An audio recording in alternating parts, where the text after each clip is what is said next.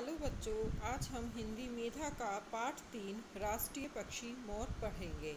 जैसा कि आप सभी को पता है, हमारे देश का नाम भारतवर्ष है।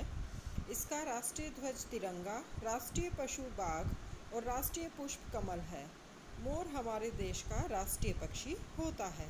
आज हम मोर के बारे में ही इस पाठ में पढ़ेंगे।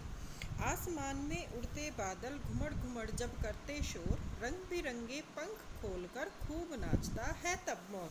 मतलब जब आसमान में काले बादल होते हैं ना, तो मोर उसको देखकर बहुत खुश होता है और नाचता है। यह एक सुंदर रंग का पक्षी है। इसके सिर पर कलगी होती है। इसकी गर्दन और सिर चमकदार हरे नीले रंग के होते हैं। इसके शरीर का ऊपरी हिस्सा सलेटी भूरे रंग का होता है। इसकी दुम लंबी, सुंदर और रेशमी पंखों वाली होती है। इसके पंखों के सिरों पर चंदोबा होता है, किंतु इसके पैर बहुत भद्दे होते हैं।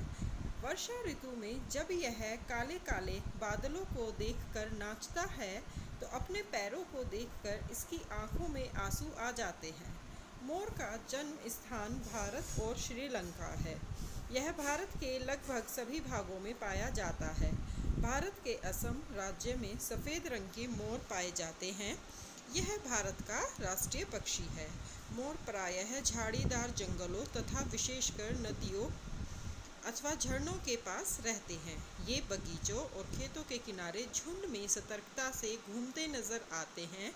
ये फल फूल पत्तियाँ और अनाज के साथ साथ कीड़े मकोड़े चूहे आदि भी खाते हैं। सांप तो इनका प्रिय भोजन है। मोर स्वभाव से बहुत शर्मीला होता है।